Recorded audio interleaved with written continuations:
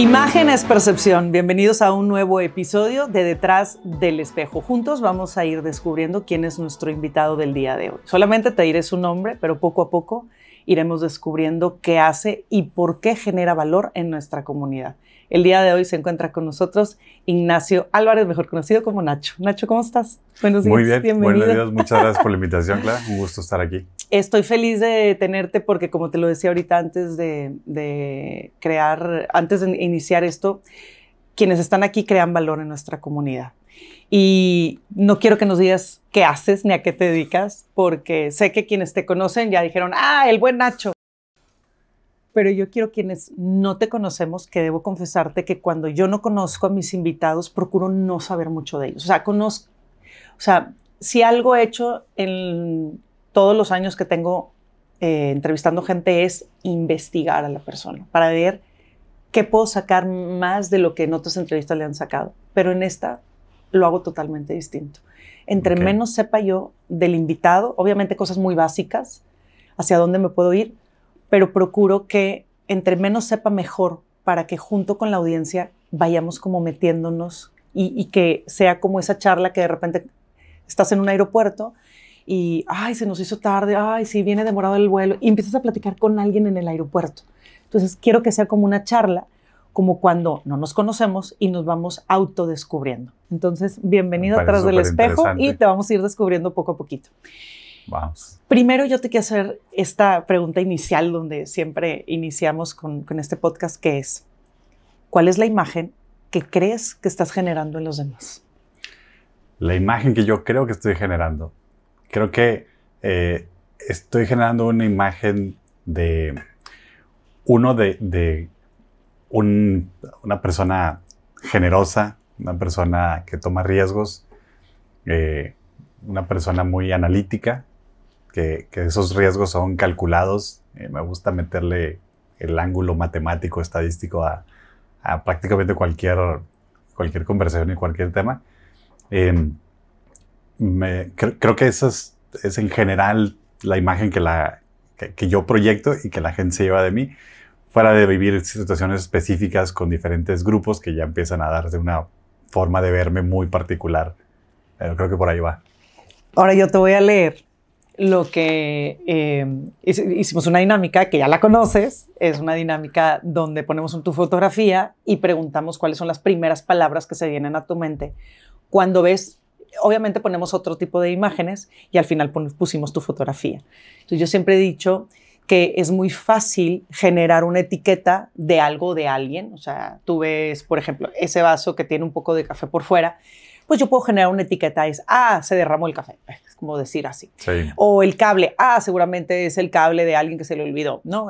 Un cable de cargador de un celular. Entonces es muy fácil para el ser humano como ver imágenes, situaciones, momentos, personas, y en automático la mente, necesitamos los hombres y las mujeres, necesitamos como en qué cajita lo voy a poner. Sí, en la cajita, sí, contextualizar, ¿qué es? En la cajita de la confianza, en la cajita de la desconfianza, porque no es lo mismo verte a ti aquí sentado que a lo mejor ver a una persona que, y no es porque tenga nada en contra de las personas tatuadas, tengo conviviendo con personas tatuadas desde hace muchos años en los centros penitenciarios, pero no es lo mismo ver a una persona tatuada con una hoodie negra en a lo mejor en un estereotipo de sí, claro, cosa, a lo mejor en el metro, en el andén, de noche, a las 3 de la madrugada, y que te está siguiendo y que, ¿sabes?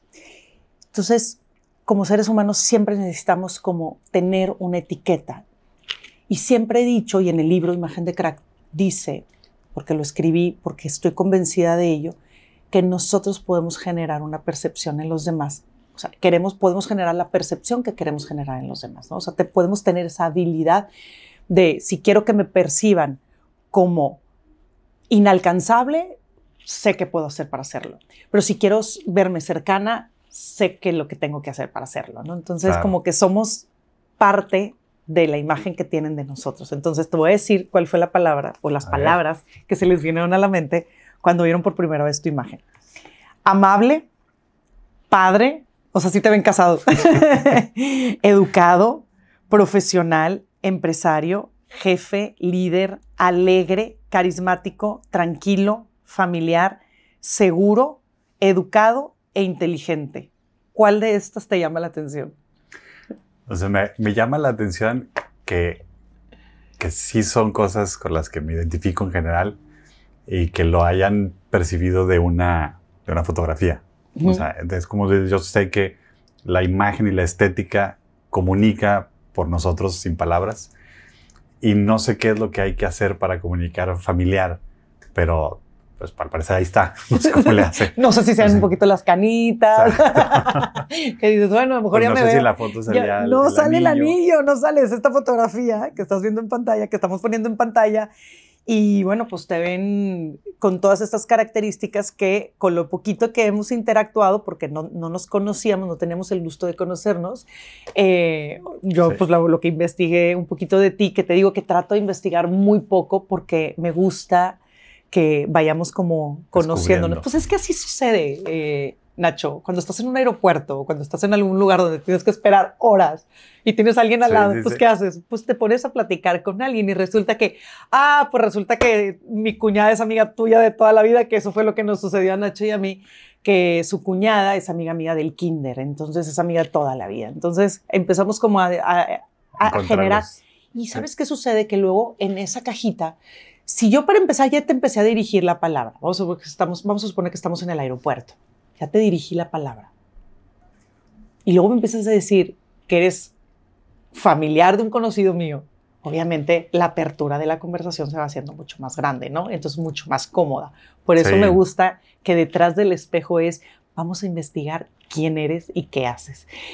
Ya que nos dices cuál es la imagen que generas en los demás y ya que sabes cuál es la imagen que generas con una fotografía, ¿cuáles son tus no negociables en la vida? ¿Cuáles son esos no negociables que tú dices, o sea, olvídate del negocio, olvídate de la familia, tus no negociables, Nacho? Es una excelente pregunta. Es algo que creo que o sea, más bien, me había costado verbalizarlo, pero si me pongo a pensarlo, sí los tengo. Uno es forma sin fondo, como no sé si has visto esa foto y en general fotos de mí, como que sí hay una estética medio continua y es porque no me gusta que alguien pueda percibir algo de mí que no tenga yo. Un ejemplo muy burdo sería como siempre estar de traje. O sea, yo no soy así. Entonces no me siento cómodo proyectando o comunicando algo que no soy. Entonces es un no negociable. No puedo aparentar. Otro no negociable que aparentemente sí lo transmito es que no tomo decisiones en detrimento de la familia. Y esto es, incluso antes de tener familia, me acuerdo cuando trabajaba en Coca-Cola Company, yo venía recién graduado de la maestría, bien emocionado con que quiero crecer, muy ambicioso. Me asignaron a un mentor adentro de la empresa y yo veía, a ver, ¿cuál es mi roadmap para ser el CEO de Coca Global? Y me empezó a decir, a ver, espérate, pues están todos estos caminos y me decían, en el camino todas estas personas han tenido que sacrificar estas partes y en muchos era familia. Y en ese, como, híjole, me hice para atrás después de haber vivido lo que yo viví en mi familia, tuve una familia bastante cercana, con mis hermanos y mis papás me llevo muy bien. Y dije, híjole, eso sí quiero que lo tenga, sí quiero tenerlo yo en las siguientes generaciones. Entonces, si llegar allá me implica sacrificar esto, no lo voy a hacer. Wow. Entonces... Ese es un gran no negociable en la vida, Nacho. Es muy personal porque sé que los que sí siguieron ese camino estuvieron dispuestos y generaron un impacto global y tú puedes ver grandes inventores, ejecutivos, todo que parte de lo que tienen que hacer para poder dedicarle a su misión profesional es sacrificar o tiempo con la familia o relación con la familia. Y en mi caso de ser yo no lo quiero hacer. Cuando a ti te dicen esto, ¿tú ya tenías novia, ya estabas casado? O cuéntanos un poquito en qué etapa de tu vida te encontrabas porque acabas de decir, vengo de una familia muégano, ¿no? O sea, una familia muy unida, que aquí en Monterrey decimos, es muy del norte, ¿no? Esto de ser muéganos. Pero, ¿en qué etapa de tu vida te encontrabas? ¿Qué edad tenías para tener tan claro ese no negociable en tu vida? Está muy curioso porque tenía 26 años venía regresando a la maestría de Nueva York pensando en a lo mejor nunca me caso. ¿Por qué? Vamos a pararnos ahí. ¿Por qué? Pues como que me fui a Estados Unidos, estaba viviendo en Nueva York y la cultura y todo, como el ritmo de vida, muchos amigos míos y conocidos que tuve allá, que se daba mucho en Nueva York de repente conocer gente en sus 40s que nunca habían estado casados. Y decía, pues esto es un formato de vida que es aceptable, cosa que viviendo en Monterrey no veías. O sea, en Monterrey una persona de 30 años ya era un quedado. Pero cuando me voy a trabajar a Coca, me voy a trabajar a la Ciudad de México. Y entonces vuelvo a tener como contexto familiar y empiezo nada más como conceptualmente a valorarlo. A que no me quiero cerrar a esa posibilidad y sí sigo siendo muy ambicioso y en ese momento no dejé de perseguir mi ruta profesional, pero dije, en el momento donde tenga novia, en el momento donde esté casado, en el momento donde tenga hijos, mis prioridades van a cambiar. Por lo pronto, como que voy a ir a toda máquina hacia este punto y en el momento donde vienen otras cosas, sé que tengo otras prioridades. O sea, sí estoy dispuesto a sacrificar éxito profesional, corporativo, por una familia. Y me llegó mucho tiempo después, pero sí fue muy, muy claro que eso es lo que quería. Qué interesante porque las decisiones que vamos tomando en la vida, Nacho, nos van definiendo el rumbo. Y eso es algo que todos sabemos, pero pocos somos conscientes de ello. Pequeñas decisiones hacen un gran cambio. Tú venías de Nueva York con una influencia del estilo de vida del americano, de gente de 40 años sin casarse. Y de Nueva York, que Nueva York es diferente a Austin y diferente y que es un ritmo muy acelerado, pero que va muy de la mano con The Coca-Cola Company para poder ser el CEO de esa empresa. O sea, qué increíble que tú vienes de Nueva York con esa influencia, estás en una empresa que te puede llevar a eso. Fíjate, me gusta este análisis. Pero en el fondo, tu raíz de tu familia pesaba mucho más que lo nuevo que estabas viviendo, ¿no? Porque es muy, la verdad se puede ver como muy sabroso, ¿no? El ser el CEO de una empresa como Coca-Cola. Sí, súper sexy. Una marca de consumo que está presente en todos lados. Ya me veía yo en todos los palcos de todos los mundiales por el resto de mi vida. Y de pronto, como que esa combinación de los valores familiares con quiero más libertad, quiero poder yo tomar mis decisiones, o tener más control de mi progresión profesional en lugar de estar dentro de un corporativo que te dicta cómo tienen que ser las cosas. Y eso me fue cambiando hacia dónde irme. ¿Cuánto tiempo después, o cuánto tiempo duraste en The Coca-Cola Company? Estuve 2 años. Ok, o sea, fue breve. Realmente. Fue breve. Toda mi trayectoria profesional siempre había estado marcada más bien por grupos o equipos pequeños, en proyectos de mucho impacto, pero en grupos pequeños donde tenía yo mucha influencia, donde mis responsabilidades eran amplias. Trabajé en un fondo de capital privado donde había 10 ejecutivos senior y yo era el único analista, entonces yo les hacía los modelos de Excel a todo mundo, todas las presentaciones. Y entonces el cambio a Coca fue muy fuerte, como me emocionaba mucho esta parte de es una empresa enorme con todo esto, pero con el ritmo corporativo que tiene que tener una empresa con presencia global y con esa calidad de marca. Y entonces esos 2 años fueron increíbles, mucho aprendizaje, estoy muy agradecido con la empresa, pero sí me di cuenta que no era mi estilo de trabajo, no era mi estilo de ambiente con el que me quería desarrollar. Y aquí es donde empezamos a descubrir un poco más a Nacho, porque entonces estás en una empresa, te vas a estudiar maestría o una pegada con la otra y luego estás en fondos de inversión, ¿no? Que era fondos de inversión. Sí. Y luego viene un proyecto que cambia por completo tu vida, tu rumbo y el destino. Y yo quiero que cuando entres a esto, que en cuanto Nacho nos cuente de qué se trata, ustedes se van a sorprender porque dices, ¿cómo? Pues si yo también he usado ese sistema, ¿no? O es más, lo sigo usando porque fue un sistema que de repente apareció, así como de arte de magia, de no tener cómo resolver las situaciones entre nuestros grupos de amigos. De repente existió eso que dijimos, ay, bendito y alabado sea el Señor a la persona que se le ocurrió. Gracias. Y esa persona que se le ocurrió está aquí con nosotros y que tiene esa parte un socio. Pero cuéntanos un poco, entrando en temas de marca. ¿Cómo se crea una marca y cómo nace esta marca de la cual nos vas a contar? Muy buena pregunta. Creo que yo no tengo una formación comercial, marketera. Toda mi percepción de cómo crear una marca es mucho de cómo las consumía yo. No sabía que había un playbook ni nada de ese estilo. Pero desde cuando decidimos ponerle nombre, qué es lo que transmitía, qué es lo que queríamos que la gente sintiera, cómo la promovíamos.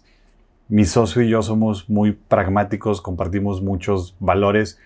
Tenemos una formación similar en el sentido de ambos somos ingenieros químicos. ¿De la misma edad? No, él es 5 años más chico que yo. Ok. Pero los dos somos ingenieros químicos. ¿Cómo se conocieron ustedes dos? En un programa de aceleración, en el 2014, yo llegué a presentar mi proyecto. Estaba pasando por ese programa y él era uno de los mentores en temas de diseño. Entonces me siento con él a decir, oye, necesito un rediseño de la página. ¿Qué me sugieres? Y él empieza a trabajar en esto y lo empieza a explicar de forma de ingeniero químico. Flujos, y pone un diagrama con este es como el reactor y este es como si no. Y entonces sus explicaciones me hacían todo el sentido del mundo. Yo hablaba con los diseñadores y no me entendía. Y hablaba con él y me entendí perfecto. Y me gustó mucho cómo estaba trabajando, al punto que le dice, oye, necesito a alguien de tu perfil acá. Y los dos, a pesar de ser ingenieros químicos, no trabajamos nunca de ingenieros químicos. Yo me fui por el lado de negocios, finanzas, todo esto. Y él se fue para el lado de diseño, programación. Entonces, lo que nos unía es que, además, a pesar de que hablábamos de cosas diferentes, usábamos el mismo lenguaje. Cuando hablábamos de un balance general, pues es como un balance de materia. Todo lo que entra tiene que salir, tiene que igualar una ecuación con la otra. Entonces, la comunicación fluye muy bien, aunque no sean los temas que cada quien domina. Y al ser esto como que muy natural, se nos dio el que lo más importante para nosotros es que la aplicación funcione y funcione bien. Y esa es nuestra forma de posicionar la marca. ¿Qué es la marca? La marca funciona. No necesariamente es que te la topaste en un anuncio en Facebook, en un anuncio de Google, sino es alguien que tú conoces, lo usó, le funcionó tan bien que se lo recomienda a alguien más. Y así es como nos fuimos iterando, como, ¿qué quieres que sea la marca? Que sea la marca que funciona perfecto. Antes de que las redes sociales se volvieran lo que hoy en día son las redes sociales, que son parte de nuestra vida, las profesiones eran de boca en boca. Sí. O sea, el pediatra, el dermatólogo, el cirujano, el ginecólogo, era por recomendación de boca en boca. Y no hay nada más poderoso que la recomendación cuando antes también íbamos al cine. Tienes que ir a ver esta película, está en el cine. Antes no había forma de que te enteraras, al menos que pasaras por el cine o que lo vieras en el periódico. De hecho, yo me acuerdo perfecto y seguramente te pasó que abrías el periódico para ver la cartelera del cine. Los chavos de producción no saben de qué estamos hablando, tú sí. Pero realmente era abrir el periódico y ver los horarios y en qué cine estaban, que tampoco no había tantos. No, y eran cines de 2 salas. Claro, o sea, eran pequeñas, pero era literal agarrar el periódico y ver la cartelera, ¿no? Entonces, no hay nada mejor que el de boca en boca. Y este negocio que tú iniciaste, que luego se une tu socio, fue un proyecto que el de boca en boca nos demostró que a pesar de las redes sociales, el boca en boca sigue siendo poderoso. ¿Cuál es este negocio? El negocio es Money Pool. Lo que hacemos es ayudar a la gente a juntar cooperachas para cualquier cosa. fiestas, regalos, reuniones. Posadas. Posadas, que justo viene la temporada. Es difícil juntar el dinero de las posadas, ¿no? Sí, y nace de la frustración que yo tenía de ser esa persona en mi grupo de amigos, de estar persiguiendo a todos, de que, oigan, tenemos que pagar la cuota del fútbol y hay que pagar antes del viernes porque si no, no nos separan el lugar. ¿Eso fue como inició realmente, Nacho? O sea, por juntar dinero en tu equipo de fútbol. ¿De ahí nace? Fue una combinación de dos cosas. Y es como una parte más filosófica y una más práctica. La parte filosófica es que yo salgo de Coca y entro a trabajar a Ignea, un fondo de capital emprendedor aquí en Monterrey, que es uno de los más activos y más importantes de la región. Y siempre he pensado que te conviertes en el promedio de las 5 personas con las que más tiempo pasas. Y entonces, cuando yo entro a Ignea, empiezo a pasar mucho tiempo con emprendedores, con inversionistas, con involucrados en aceleradoras de negocios. Y entonces como que empieza a despertar esa curiosidad en mí de emprender. Mi filosofía de emprender siempre había sido como un extra. Yo tengo mi trabajo, voy a ser un super ejecutivo y entonces voy a crecer y esa es mi fuente principal de ingresos y mi tiempo. Y voy a tener proyectos para las noches, para el fin de semana, como para ganar un dinero extra. Cuando entro a Ignea y empiezo a conocer a todos estos emprendedores, los empiezo a ver como más motivados por resolver un problema de fondo y no por una motivación económica. Claro que la motivación económica viene, pero la forma en la que te involucras se engancha más cuando es un problema emocional con el que te involucras, porque es... sí, o sea, lo único que sabes cuando empiezas un negocio es que las cosas van a salir mal. Es lo único que estás seguro. Entonces, para que salgan mal y sigas motivado a volver a intentar, tiene que ser algo que te motive en seguir intentando resolver. Y entonces en ese momento digo, híjole, si llego a emprender, tengo que encontrar algo que me motive a seguirlo resolviendo a pesar de que salgan las cosas mal. Y es donde en ese momento identifico, este es un problema, no cobrarle a gente que conozco, juntar dinero de 4 o 5 personas para una fiesta, para una reunión, siempre es un problema, es incómodo, siempre sales bailando, sales poniendo de más. Y aparte tienes razón, porque todo era por medio de bancos, o efectivo o bancos. Hazme una transferencia, o el que todavía no le sabía ahí tenía que ir a hacer un depósito, o sea, era complejo, ¿no? Sí, en mi caso prácticamente 99% de esas transacciones eran efectivo. Claro. Porque era, oye, pásame tu cuenta clave, 18 dígitos, no me lo sé. Y entonces, no, hombre, cuando te vea te lo doy. Y entonces de repente veías a los amigos el viernes en la noche, justo antes de salir, y uno te decía, ay, te debo 200 pesos, aquí están, son los del equipo. Me das 200 pesos antes de salir, pues en el momento que vamos al antro, se me va a caer la tentación y se mezclan el dinero y bueno, y luego acabo mañana lo repongo y en el mañana lo repongo es, híjole, tengo que ir al banco y luego sacar mi dinero para luego ir a pagar. Entonces había mucha confusión en llevar esas cuentas. Y así nace la idea de voy a hacer una página para que todo el mundo pueda pagar. O sea, inició como una página. Inició como una página que todo el mundo puede pagar desde donde sea. Tú puedes usar tu tarjeta, porque pasaba mucho donde la posada, oigan, va a ser tal día, tengo que empezar a pagarle a proveedores y el que vive fuera te dice, pues te lo pago el día que llego. Y dices, no, aquí te va el link, págame con la tarjeta. Y entonces empezamos como a dar las herramientas para que los problemas que existían para juntar se desaparecieran. Y así es como nace la plataforma. Para mí Moneypool se volvió, claro, obviamente para lo que nació, ¿no? Es recolectar dinero para reuniones, situaciones, posadas, todo este tema. Que de hecho la posada de los de Latin, así fue como se recaudó el dinero. Pero algo que me gustó mucho de Moneypool y que no tenía el gusto de conocerte, y debo confesar mi ignorancia, que no sabía que era un regiomontano, eran regiomontanos los dueños y socios de Moneypool.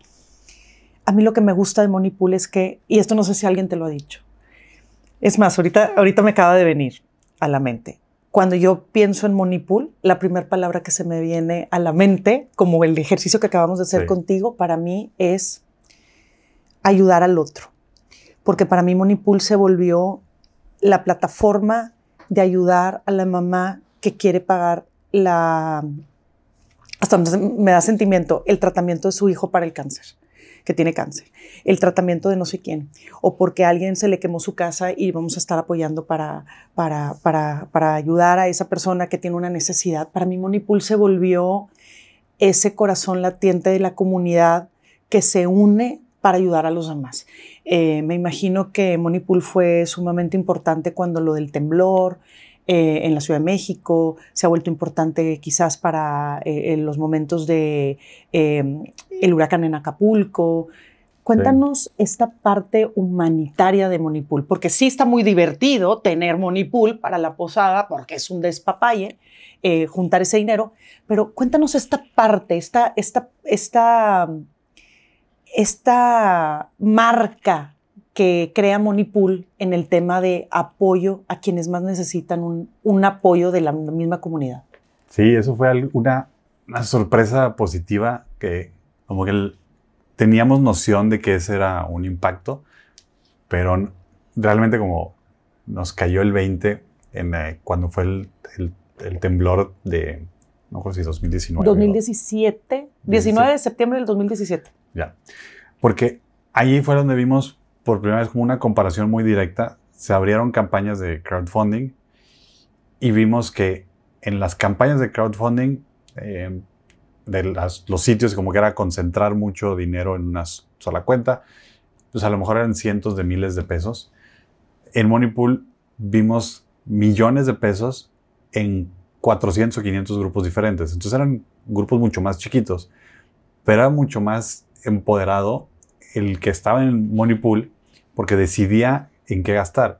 Y por ejemplo, hubo una persona, es un pool que me gusta mucho platicar, que abrió un grupo para juntar con sus amigos dinero para comprar botas para los perros que estaban en los escombros. Es algo tan puntual, tan de así. nicho. De alguien se preocupó por los perros, pensó que nadie más lo iba a hacer. Dijo, a ver, déjame, le digo a mis amigos.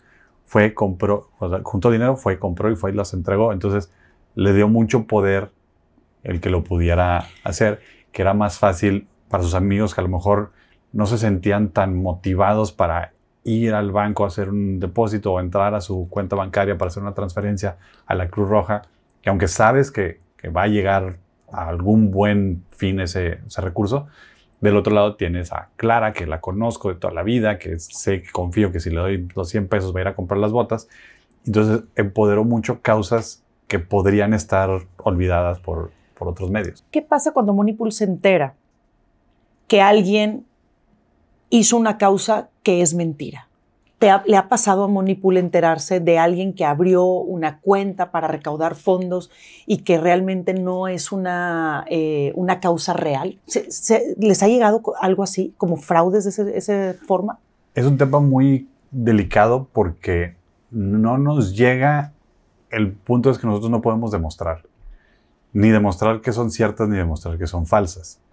Nosotros no nos metemos a avalar ninguna campaña. Las herramientas ahí están. De hecho, parte de nuestros mensajes es no des o no aportes en un pool donde no conozcas y confíes a las personas en las que participan. Claro, porque se pierde el objetivo de estamos juntando el dinero de nuestra comunidad. Exacto.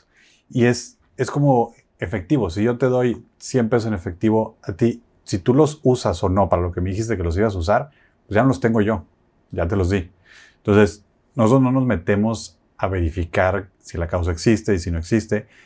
Tampoco cuando alguien nos reclama y nos dice, oye, es que le di dinero a no sé quién y no lo usó para lo que me dijo. Pues no me puedo yo meter a cuestionar porque no es mi rol. Mi rol es, yo pongo la herramienta y les recomiendo no te metas en donde no conoces y no confías. Ok, qué interesante, porque te hago estas preguntas porque así como hablamos de tu imagen y de tu marca personal, pues también hablamos de la marca de Monipool. Ahí Monipool también tiene unos no negociables. La pregunta es, ¿cuáles son los no negociables de Monipool el día de hoy? Ahí es muy buena pregunta. Y los no negociables personales, como que hay paralelismos con los no negociables de Monipool. Creo que en el fondo es porque mi socio y yo, que somos los que dictamos estos no negociables, tenemos valores muy parecidos. Entonces, por ejemplo, esto de forma sin fondo es de los no negociables en Monipool, que no ponemos funciones por estar de moda, por salir en la nota. Por mucho tiempo recibíamos mucha presión o sugerencias de, oye, y cripto, y pone cripto, y haz cripto, y haz cripto. Okay. Y decíamos, no veo que a mi usuario y en mi plataforma le haga diferencia cripto, ¿para qué se lo pongo? Claro. Y entonces pues no hacemos nada de eso. Qué increíble, porque hablar de cripto es algo muy jugoso, ¿no? Es algo como algo nuevo, pero que en verdad los reconozco en el sentido de qué bueno que no perdieron la esencia de juntar la lana, así, ¿no? Como decir, juntar la lana del grupo. Sí. ¿No? Juntar el dinero, la morralla del equipo de fútbol. O sea, cuando tú no pierdes esa esencia, entonces todo lo que te vengan a ofrecer que se pueda sentir como, es que podemos crecer muchísimo, porque cripto, pues sí, pero ¿cuándo estás intercambiando criptos en un grupo de fútbol? Pues no existe, porque la esencia no es esa. Y es bien difícil a veces mantenerte al centro cuando las raíces no están bien puestas. Y eso fue lo que te pasó cuando vienes de Nueva York y te dicen, ¿quieres ser el CEO? Ok, tienes que renunciar a la convivencia familiar. Pero la raíz estaba muy puesta. Te das cuenta cómo la raíz de Monipool estaba tan puesta que cripto no entró. Sí. Aunque suene jugoso y aunque pueda decir, oye, mi economía puede ser de 100 a 10 millones, pues sí, pero no es un tema de forma, es un tema de fondo.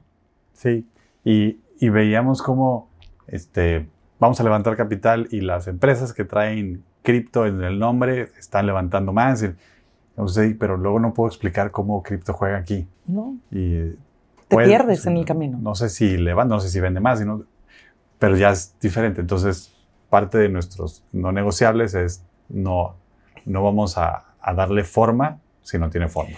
Cuando yo tengo ya más de 18 años dedicándome a la consultoría de imagen, justo cuando estamos creando marca, es bien importante eso, Nacho, que la esencia no se pierda.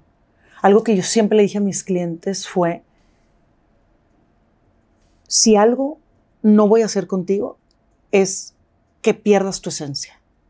O sea, yo no estoy a favor de ponerte a hacer cosas que no van contigo. O sea, un candidato, una candidata que se pone un sombrero vaquero, que nunca en su vida ha usado, cuando lo ves camina como tieso, porque pues, no sabe portar. O sea, ponerse un sombrero no nomás ponérselo en la cabeza, es saber portar un sombrero. Te lo digo porque yo sé, pues, toda la vida he usado sombreros. Y no nada más es, o sea, también hay una forma, o sea, por ejemplo, el otro día le presté ropa vaquera a una amiga y me dice, oye amiga, pero a ver, ¿cómo se pone el sombrero? Y yo, buena pregunta. También como acabas de decir, esta también es una muy buena pregunta, porque el sombrero no nada más se pone. Sí, sí. Hay una forma en que tiene que ir muy pegado a la ceja y el sombrero siempre tiene que ir como bajo, ¿no? O sea, porque lo que haces es que el ala te cubre del sol, entonces tienes una forma de ver mucho más lejos, o sea, alcanzas a ver más lejos, o sea, tiene todo un significado y un sentido portar un sombrero. Y pasa lo mismo con Monipool, ¿no? O sea, lo que ustedes decidieron no es un tema de hacernos millonarios. Pues claro, todo mundo nos gusta el dinero. Y en verdad es muy jugoso de tener una cantidad a tener 1000 veces más. Pero ahí es donde dices, no podemos romper la esencia. Y te voy a platicar algo que yo le insistía, como consultora de imagen, le insistía a un gran amigo a quien admiro muchísimo, que es Alejandro Gutiérrez de la SMP, Sociedad Mexicana de Parrilleros, que yo le decía, Ale, por favor, haz un restaurante. O sea, en verdad es que te veo en los videos y se me antoja, yo quiero esa comida. Y me dice, nunca voy a poner un restaurante. Y yo, y ahí aprendí eso, que dice, porque entonces los restaurantes van a dejar de ser mis clientes. Ah, caray. Es mantenerte en la esencia, es mantenerte en lo básico, el nunca olvidar cómo naciste, cuál es la base. Y ahí es la raíz de absolutamente todo, ¿no? La base para ti, los no negociables es primero la familia, en el sentido de, pues sí, está muy jugoso el ser el CEO, pero no es negociable no formar una familia o no estar creciendo con mis hijos. Entonces me gusta cómo vamos descubriéndote y tus formas de pensar que van muy de la mano con Monipool. ¿Cuándo nace Monipool? ¿Cuándo fue el inicio de ese primer pensamiento que luego se convirtió en una página web? La idea nace en 2013. En el 2013 es cuando ya llevaba yo 2 años trabajando en Ignia y hasta 2 años de estar conviviendo con emprendedores y como viendo todo este mindset de identificar problemas con los que yo me relacione. Viene este problema, fue hacia finales de 2013, entonces viene la posada, caos en la posada, se casa un amigo, queríamos regalarle algo entre todos, caos para juntar ese dinero. Y entonces es donde digo, a ver, ya, si hace falta esto. En 2014, todavía yo estaba trabajando en Ignia, sale la primera versión, como esta página en versión beta, donde tenía muy poquitos usuarios, pero nos empezaba a dar una idea que en sí está feíta. Y es ahí donde, hacia mediados, tercer trimestre de 2014, es cuando conozco a Jerry, que es hoy mi socio y director de tecnología. ¿Cómo se llama? ¿Gerardo qué? Gerardo Acuña. Ok. Y ahí es donde le digo, oye, mira, traigo la Monipool, así se ve, así son los flujos, ¿qué me sugieres? Y es donde me hace todo este rediseño. Y hacia finales de 2014 es cuando decimos, oye, a ver, ya que tenemos un diseño coherente, como muy basado en usuarios reales, vamos a hacerle un negocio de verdad y vamos a los dos salirnos de donde estábamos y dedicarle el tiempo completo para realmente darle una oportunidad de que eso sea un negocio. Y empezamos tiempo completo en principios de 2015. Y así es como nace Monipool. Monipool. Cuando tú ves nacer una empresa como tú o como un negocio, pues obviamente te das como una idea de hacia dónde quieres ir. Sin embargo, en el camino te vas descubriendo que tiene unas bondades. Y en una de las entrevistas que te hicieron, decías que encontraron ustedes un nicho bien interesante en las escuelas o en las comunidades con las mujeres. ¿Cómo lograron o cómo Monipool les dijo a ustedes, oigan, volteen a ver qué está sucediendo con las mujeres? Porque yo no sé si a ti te pasa que sientes como que si lo voy a decir algo muy loco, pero como que se vuelve tiene una identidad Monipool. Es como si te hablara y te dijera, voltéame a ver acá, mira lo que me está sucediendo acá. Oye, ya estamos en Querétaro, oye, ya estamos acá. Entonces como que vas teniendo esta relación con Monipool y cuéntanos cómo fue que ustedes empezaron a descubrir qué estaba sucediendo. Digo, me queda claro que tema de análisis, pero ¿cómo fue que dijeron, oye, esto es un gran nicho, el tema de las mujeres? Cuéntanos un poco de eso. Sí, es súper interesante porque cuando nace, como te platicaba, nace Monipool con la idea de mis problemas. En ese momento no estaba casado, no tenía hijos, tenía novia, pero mi vida era mucho más social con amigos y entonces tenía mucho de esos casos de uso de fiestas y viajes y cosas así. Y luego solito empieza a agarrar hacia las escuelas. Mi hermana ya estaba casada y tenía hijos y a gente alrededor de nosotros lo empezábamos a ver, que amigos míos ya estaban casados con hijos y lo empezaban a usar ahí y veíamos como que es un buen caso de uso, seguramente ahí vamos a tener unos, pero en las universidades vamos a tener otros y en los jóvenes profesionales vamos a tener otros. Y fuimos tratando de abarcar todos los segmentos muy centrados en nuestra propia experiencia. Y luego viene pandemia y en pandemia fue terrible. Pandemia, todo cierra, no hay fiestas, claro. No hay reuniones, no hay nada, no hay viajes. Las escuelas estaban cerradas, entonces no había tantas actividades. Entonces, por 2 años estuvimos trabajando entre si el modelo de negocios y eficiencia operativa, cosas así. En verano de 2022 sale la vacuna para los niños. Y entonces en agosto de 2022, septiembre de 2022, ya regresan a clases full todas las escuelas. Y vemos que empieza a regresar el crecimiento, solito.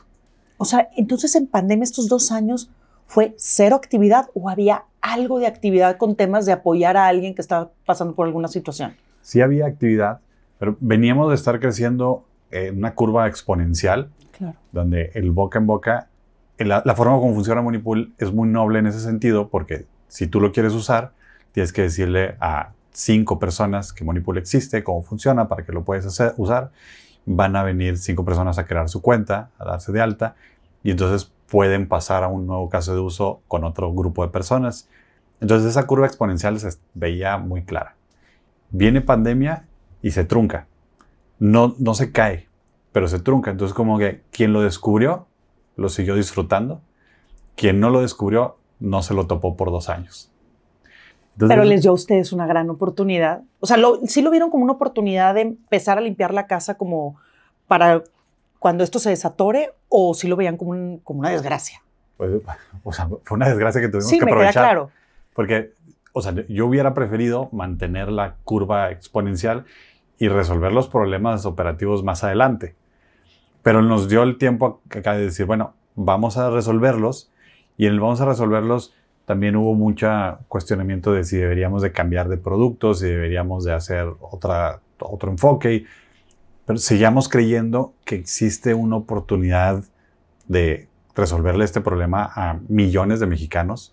Y millones, hablo de decenas de millones de mexicanos. Entonces, como que teniendo mucha fe en el producto y en lo que puede ser, seguimos trabajando en él. Y viene 2022 hacia finales y empieza a crecer otra vez exponencial, sin un peso de marketing, sin publicidad, sin nada. Porque la marca estaba bien posicionada. Porque ya teníamos una base. Como teníamos una base muy bien posicionada, que en el momento donde se le dio oportunidad de contagiar, volvió a contagiar. Claro. Entonces, regresamos a ver los datos, a ver, oye, ¿por qué estamos creciendo? ¿Dónde estamos creciendo? ¿Quiénes son? Y empezamos a ver. En las comunidades escolares, regresaron a clases y ahí está otra vez. Y entonces, desde 2023, decidimos, vamos a enfocarnos en la comunicación a este segmento. Ya para 2023 ya estaba teniendo yo mi tercer hijo, entonces ya estaba viviendo ese pain de la cantidad de fiestas, reuniones, regalos, cosas que hay en la escuela. Entonces me ayudó mucho a entender, sí, aquí hay una gran oportunidad de arrancar. Creo que es un segmento que además, como estratégicamente, es muy bueno porque está conectado a todas las áreas de la sociedad. Tienes a la mamá primeriza que tiene a su hijo en kinder y tiene todavía a sus amigas que no se han casado, que siguen despedidas de soltera, que siguen viajando y tienen amigas que a lo mejor están recién graduadas trabajando. Y luego tienes a la mamá que tiene a un hijo ya en secundaria, prepa, donde ya el hijo quiere tener su propia cuenta para que mamá ya no me estés pagando las cosas, yo la abro, y de ahí se la llevan a sus fiestas. A lo mejor tienen hermanos en la universidad y también empiezan a conocer la herramienta a través de ellos. Entonces, creo que es el segmento que mayor exposición nos va a dar a mediano o largo plazo. Y ahorita estamos enfocados en eso. Crear una marca, Nacho, tú lo sabes, cuando el dinero está de por medio, ¿no? Hemos visto una gran cantidad de fraudes, que si la flor de la vida o el trébol y ya sabes, todas estas dinámicas donde el que llega al final es el que sale bailando, porque el que va llegando primero va poniendo dinero. Entonces, cuando se habla de dinero, es un tema muy delicado.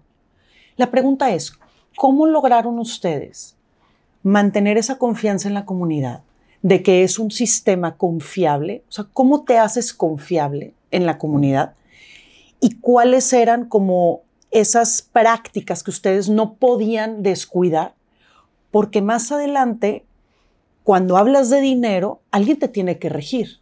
¿Quién te rige y cómo logras crear esa seguridad y esa confianza para también tener un aval del sistema bancario? Cuéntanos un poco de eso. Sí, es muy buena pregunta y muy buen es que tiene que ver con imagen, tiene que ver que cuidas muchos los detalles, o sea, y por eso hablo que este podcast habla, o sea, la esencia es imagen, marca, que los valores son sumamente importantes y la disciplina. Pero cuéntanos entonces, ¿cómo lograron ustedes eso?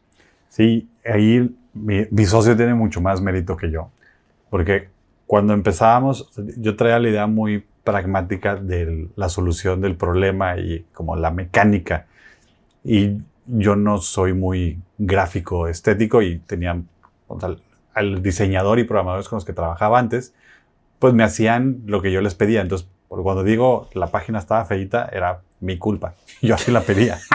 Claro. Y entonces siempre pensaba como, híjole, no me encanta, pero luego se puede mejorar. Luego se puede mejorar. Y cuando llegó Jerry sí es mucho más fijado en la estética.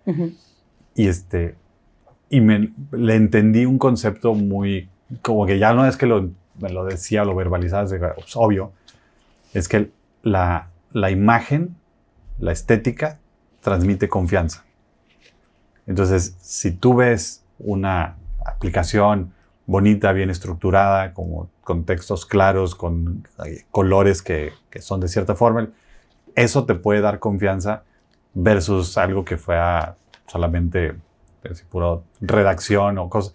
Entonces, sí es cierto que la imagen transmite confianza cuando es más limpia, y del lado de funcionamiento, que funcione bien, que no se quedara pensando y no funcionara, porque como dices, pues es dinero. Y aparte era muy rápida la transacción, o sea, metías tus datos, te hacían el cobro y ya, cumpliste, ¿no? Era como muy fácil, ¿no? Sí. Transitar en ella, no te pedían tantas cosas.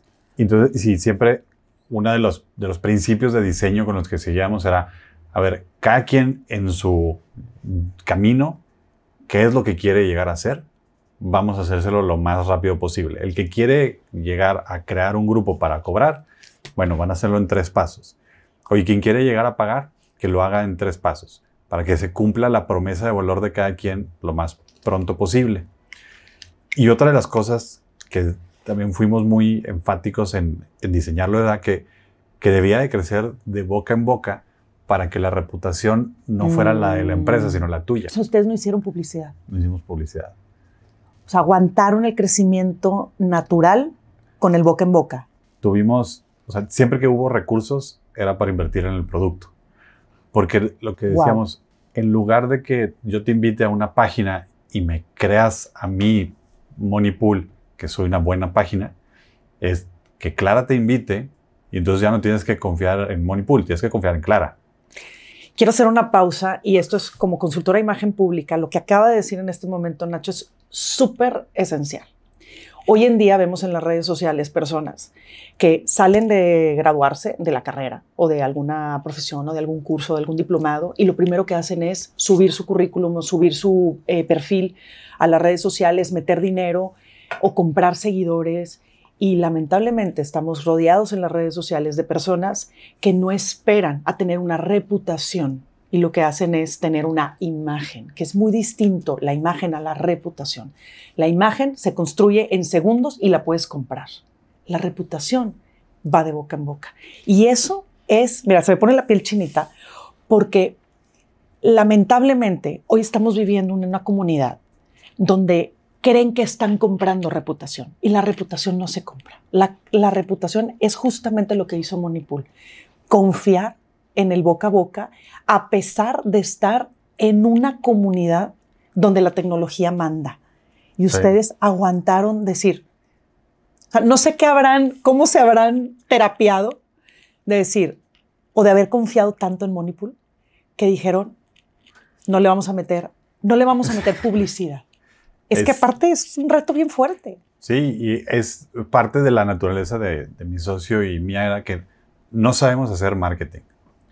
Entonces era... Eso está buenísimo. Sí. O sea, no era porque no queríamos, es que no sabíamos. Y nos presionaban y nos angustiaba y cómo lo hacemos. Y, híjole, pues mira, mientras que si son peras o manzanas, invierte en el producto. Porque lo que sí sabíamos es que el producto va a seguir. Si la campaña va y viene, el producto va a seguir. Entonces, si construyes un buen producto, eso puede seguir existiendo versus si haces una gran campaña con un producto regular. Entonces, fue difícil, no fue tan decisivo de que vamos a hacer esto. Si hubiéramos tenido millones de dólares, probablemente hubiéramos malgastado la mitad. Claro. Pero entre no tener recursos y nosotros aprovechar lo que sabemos hacer y lo que creíamos que tenía más valor, pues terminó siendo esto.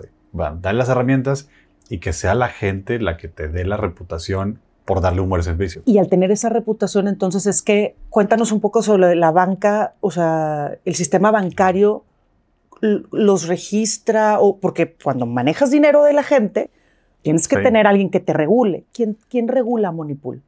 La Comisión Nacional Bancaria nos regula. En la época donde Moneypool nace, nacieron varias empresas de tecnología financiera que como que operábamos en un área gris, donde sí se podía, pero no tenía los controles que tenían otro tipo de instituciones financieras. Entonces, en el 2018, sale el gobierno a decir, oigan, a ver, todos estos que hacen tecnología financiera tienen que presentarme sus modelos y les voy a decir si caen en uno de estos nuevos modelos de tecnología. Y así fue como llegamos, presentamos, dijimos, hacemos esto. Y afortunadamente, todo lo que nos pedían cumplir eran cosas que ya hacíamos. No exactamente con las herramientas o los procesos que ellos los piden, pero todos los cuidados, todas las preocupaciones que tenía la regulación, nosotros la tenemos por sentido común. Nosotros, el dinero que tú tienes guardado en Moneypool, no lo usamos para nada. A mí me daba pavor que tú pudieras llegar un día a querer sacarlo y que no estuviera, pues no. ¿Hay gente que mantiene el dinero en Moneypool durante mucho tiempo? Sí, porque en Moneypool una de las funciones es que tienes una cartera virtual en la que tú puedes abonar o cuando recibes pagos puedes guardarlos ahí y seguir usándolo en ese ecosistema. Entonces hay gente que ya guarda ahí y tiene su presupuesto de las cosas del colegio, donde, oye, pues es que ya sé que este mes voy a estar pagando el regalo, voy a estar pagando la fiesta, voy pagando esto, entonces le deposito y lo dejo ahí. Cultura general. Ustedes son una fintech. Sí. ¿Cuál es la diferencia en fintech y startup? ¿Cuál es la diferencia? ¿Qué es una cosa y qué es la otra para quienes no?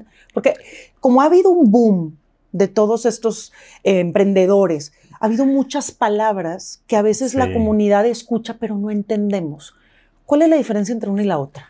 Sí, y todavía hay como más particularidades. Y si hay más palabras que nos puedas compartir como para entender este vocabulario y este ecosistema de estos nuevos emprendedores. Sí, es que es súper interesante porque el concepto de tecnología financiera, cuando yo trabajaba en Ignea, me tocó trabajar en el consejo de 12 de las empresas, de las primeras empresas de tecnología financiera en México. Y en el paraguas de tecnología financiera, simplemente la única forma de masificar productos financieros es con tecnología. Y de ahí empieza a nacer el término fintech, tecnología financiera. Y después, dentro de la regulación, dicen todas las fintechs, hay 2 o 3 que son las que quiero que se regulen, y así es como lo pone el gobierno, y las de fondeo colectivo, fondos de pago electrónico o carteras virtuales y los modelos tipo cripto. Entonces, esas 3 son las que ante la autoridad son fintech. Y luego todas las demás de modelos novedosos de prestar dinero, tarjetas de crédito, créditos PYME, todo eso, sí es tecnología financiera, pero no está regulada por la ley fintech que existe en México. Y luego está el concepto de la startup, que la startup puede ser en cualquier industria, pero es un modelo de negocio que se diseña para tener un crecimiento exponencial en el corto tiempo. Que es el tema de los unicornios y todo este tema, ¿no? Sí, que es quiero crecer mucho más rápido. Tipo Uber. Sí. Más rápido de los recursos que yo puedo generar. Entonces necesito levantar dinero. Y necesito levantar dinero de inversionistas que están buscando retornos desproporcionados, que eso quiere decir que tengo que crecer desproporcionalmente y entonces se vuelve una carrera hacia los exponenciales en muy corto tiempo. Y que ha habido una competencia enorme y padrísima. O sea, vemos cada vez más emprendedores y gente que está como con este rush, ¿no? de emprender. Y bueno, Nuevo León ha sido punta de lanza, siempre ha sido punta de lanza en la economía de nuestro país, pero hay ahora un boom de nuevos emprendedores y la verdad es que a mí me enorgullece poder tenerte aquí hablando de un proyecto como Moneypool. Pero bueno, vamos a quitar todo de la mesa. O sea, ya nos platicaste qué haces, cómo se te ocurrió. Ya sabemos todo eso, pero ahora quiero que nos cuentes de dónde vienes. ¿Cuál es tu seno familiar? Cuéntanos tu historia personal. ¿Por qué te convertiste en lo que te has convertido hoy? porque entonces si hoy eres un empresario, creador de una plataforma tan importante para nuestra comunidad, porque generaste valor en nuestra comunidad, que nos uniste en apoyar causas y nos uniste en poder organizar nuestras posadas. La pregunta es, ¿por qué no fuiste ese CEO de Coca-Cola Company y te convertiste en un padre de familia con hijos, con una gran empresa? Para eso tenemos que conocer tu historia. Entonces, quitamos todo lo de la mesa y ahora vámonos. ¿Cuántos son en la familia? Cuéntanos esta historia familiar. Sí, está también curiosa. En mi familia somos 4 hermanos, 2 mujeres y 2 hombres. Yo soy el segundo. Mi hermana grande me lleva 1 año. Pero yo siempre fui como curioso para emprender. Desde que tengo 8 o 9 años, el puestito de limonada, el organizar un torneo de fútbol, vender barajitas, era como muy, déjame ver cómo consigo. O sea, eras el business brother ahí de la familia, ¿no? O sea, sí. El business boy, ¿no? Y eso viene siendo ya después, como tiempo después, que es más reciente, me pongo a analizar mi trayectoria o mi influencia. En mi casa, mi papá ya falleció, pero él estudió físico matemático con maestría en física y doctorado en física. Fue un gran ejecutivo que se dedicó a la investigación y desarrollo. Entonces creo que toda mi influencia de curiosidad intelectual, numérica, viene de él. Mi mamá es también muy activa. Ella es economista y psicóloga y siempre trabajó. Y en mi casa, ella era la emprendedora. Entonces creo que mi visión de emprender siempre fue esta mezcla donde el principal flujo viene de ser un gran ejecutivo y los extras vienen de tener negocios. Mi mamá siempre tuvo una tienda de ropa, luego una lavandería. Hoy lleva 25 años administrando y operando una franquicia de Kumon, el centro de matemáticas. Que a los niños los odian. Así de, yo estuve en Kumon. Y a mí se me hace algo tan divertido, ¿no? Sí. Pero bueno, es un gran apoyo para los niños. O sea, los niños nunca vamos a valorar cuando somos niños las cosas que nuestros padres nos hacen. Pero sí, Kumon es como todo un tema muy padre. Qué buena onda. Y entonces a mi mamá le encanta y como que sigue la línea de numérico, matemático. Claro, totalmente. Pero y ella siempre muy emprendedora. Entonces, como yo tenía esa mezcla y durante toda mi vida siempre fui emprendedor así, donde necesitaba dinero para unas vacaciones. Entonces, hacía algún proyecto. Y me quería comprar un juguete y hacía algún proyecto. Y así me iba. Y cuando me graduó de la universidad, empiezo a trabajar en consultoría. Y la consultoría me empieza a quitar más tiempo y me empieza a exigir. Y entonces, en ese momento, yo tenía, imagínate, si ganaba 10,000 pesos al mes y traía un proyecto que podía sacar 1,000 pesos más, pues decías, por 10% más, pues sí me aviento la friega del sábado y domingo, aunque no descanse en toda la semana y viajaba mucho, lo que tú quieras. Pero luego me empezó a ir afortunadamente bien y me empezó a dar cuenta que si ya gano 30,000 pesos y voy a hacer un proyecto de 1,000 pesos, pues ya no vale tanto la pena. Claro. Entonces ahora tengo que buscar un proyecto de 3,000 pesos, pero resulta que de 10,000 pesos te requieren de más tiempo. Y entonces como que ese balance lo fui dejando y fui yéndome más por el lado de voy a ser un ejecutivo. Y en el voy a ser un ejecutivo, mis trabajos siempre eran en grupos pequeños. Y la gente con la que yo me rodeaba tenía como muy bien ese balance familia, profesión, éxito económico. Y es cuando entro a Coca que empiezo como a racionalizar más el sacrificio que se requiere en este tipo de empresas. Y es donde digo, híjole, yo quiero regresar al punto donde yo tengo más influencia. O sea, no quiero trabajar menos. Definitivamente no trabajo menos ahorita que en esa época. Pero quiero tener más decisión y más influencia en si me va bien por mí. Si me va mal por mí. Y tener no quiero sacrificar familia, pero la pareja que yo escogí entiende mi personalidad, entiende mi perfil, y entonces construimos hacia ese tipo de objetivos. Entonces creo que es el venir de una familia con esos dos ejemplos. Mi hermana grande también es emprendedora. Que ahí quería llegar.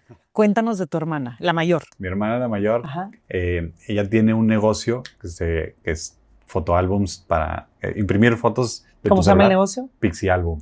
Famosísimo, aparte también. O sea, aquí la vamos a tener que tener tu hermana también. Así que nos vas pasando el teléfono Claro que sí. de ella porque me encantaría tenerla también con nosotros. Y mi hermana, como que su perfil no fue de emprendedora. Ella se graduó, empezó a trabajar, se casó. Cuando se casa, se va a vivir a la Ciudad de México con mi cuñado. Cuando tiene su primer hijo, ella tiene muy claro que quiere tomarse el tiempo para dedicarle a su familia. Y entonces tenía la intención de, tengo un hijo, lo atiendo un rato, luego regreso a trabajar. Muy pronto tiene el segundo hijo, ya con 2 luego se empieza a complicar. Entonces como que deja en pausa un poco el tema profesional, pero luego le entra la cosquilla de, híjole, quiero hacer algo, no sé qué, pero quiero hacer algo. Pero quiero hacer algo no como con las limitaciones de un corporativo, quiero hacer algo con mucho más libertad. Y también su proyecto nace de necesidad personal, de decir, a ella le gusta mucho la fotografía. Y entonces de la fotografía hacía álbums, pero decía, es que me cuesta mucho tiempo y luego todas las fotos que tengo en el celular. Y entonces empieza como a conectarlo a poder resolver un problema personal. Y de esto se topó con que había soluciones similares en otras partes del mundo que eran súper exitosas y le empieza a dedicar tiempo. Para mí también ella es un gran ejemplo de balance y motivación, porque con 3 hijos, estando en la casa, lanzar el proyecto, estuvo en una aceleradora muy importante, en 500. Entonces, como que mezclar ese tipo de perfil emprendedor no lo ves tan común. Pero le pasa igual que a ti. Si te das cuenta, tú traes una situación en la que no sabes cómo lograr juntar el dinero para la posada, para la reunión, para el futbolito, para lo que sea, y ella trae una situación de quiero tener los álbumes de mi familia. Entonces, ambos vivieron situaciones personales, de cotidianos. Es que esa es la clave. Un tema cotidiano lo hicieron negocio, y no cualquier negocio. Estamos hablando de Pixie Album y estamos hablando de Moneypool. Para cerrar. Sí. Si fueras una app que no sea Moneypool ni Pixie Album. Ya me la complicaste. Sí, claro. Es que no te lo iba a poner tan fácil. ¿Cuál serías? ¿Qué otra app admiras que tenga algo que tenga que ver con tu historia?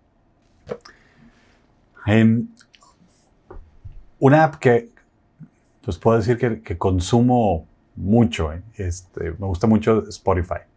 Y me gusta mucho la historia de Spotify, como el perfeccionismo que tenía el fundador de los milisegundos por los que tenía que estar la canción para que no hubiera retrasos, para que se escuchara bien. Es una aplicación que yo conocí cuando vivía en Estados Unidos. Cuando me regreso a México no estaba disponible y la sufrí. Y hoy es una de las que sigo consumiendo. Se me hace que está, sobre todo el contenido y la relevancia que han ido teniendo los podcasts en la vida en general, se me hace como muy relevante y sí me siento identificado. Nacho, Spotify es el Walkman, ¿sí?, de antes. O sea, veníamos del Walkman, veníamos del iPod y luego también de los minidiscs que le poníamos, o sea, o los USBs que le poníamos. Los chavos no saben de qué estamos hablando, pero los USBs que ponías en el estéreo o el disc, ya sabes, que ponías, podías tener miles de canciones. Se volvió Spotify, ¿no? O sea, tener música a la mano, porque al final del día también el ser humano vive de la música, ¿no? O sea, ya sea el que la produce o el que la escucha, pero somos más los que lo escuchamos que los que lo producimos. Y pues es una herramienta que se me hace espectacular y me encanta que lo hayas dicho porque creo que es una gran aplicación. Yo creo que quien no tiene Spotify es como no tener una aplicación básica, no es como no tener WhatsApp, ¿no?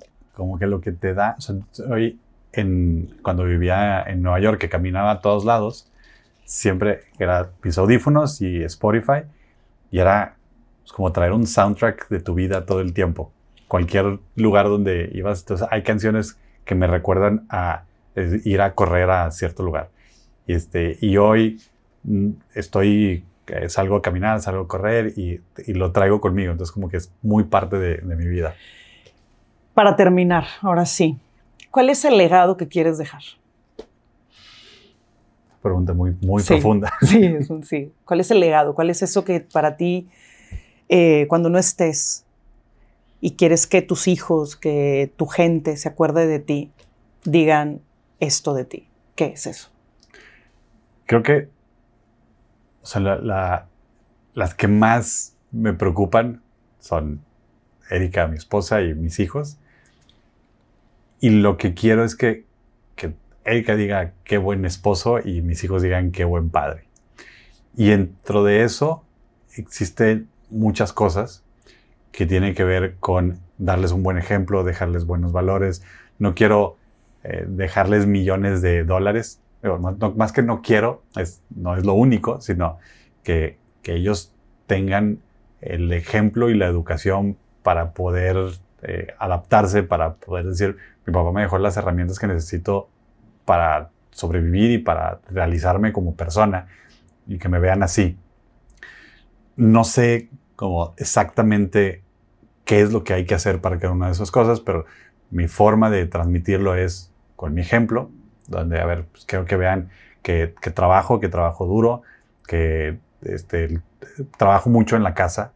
Entonces me gusta que me vean que de repente estoy en una junta y no pueden entrar al cuarto y que tengo que salir a hacer cosas. O sea, que vean que el trabajo es valioso, que lo hacemos por ellos, que al final de cuentas sean agradecidos, como que mira, mi papá me dejó un buen ejemplo. Y que no se convirtió en un CEO porque quiso ser nuestro padre, ¿no? Eso está padrísimo. Sí. Este episodio es 100% tuyo. Este episodio se trata de ti, se trata de lo que generas en nuestra comunidad, que te agradezco enormemente todas las personas que te están escuchando y te están viendo, que hiciste un cambio en nuestra sociedad, hiciste un cambio en nuestro país, creando una plataforma que hace la diferencia en la forma en la que nos podemos comunicar, en la que podemos crear comunidad, porque al final del día lo que haces es que esa fiesta que se iba a organizar no se organizó porque no hubo el dinero, y tú hiciste que esas fiestas sí se organizaran. No sé si lo habían pensado tú y tu socio, pero han creado una plataforma que nos genera comunidad, nos crea felicidad y nos crea armonía. Entonces, este país es mucho mejor gracias a plataformas como la que tú acabas de construir. Pero como este episodio es 100% tuyo, entonces te digo que a esa cámara le digas lo que tengas que decir y despidas el programa como lo quieras despedir, porque esto se trató de Money Pool, de ti y de tu socio. Así que muchas gracias por la invitación. Y muchas gracias a todos los que escucharon este episodio y se quedaron hasta el final. Y pues bueno, cualquier recomendación, comentario, sugerencia, estamos 100% abiertos, yo personalmente. Y si puedo ayudarles en algo compartiendo parte de mi historia, pues no duden en comunicarse conmigo. Gracias. Esto fue Detrás del Espejo. Nos vemos en el siguiente episodio.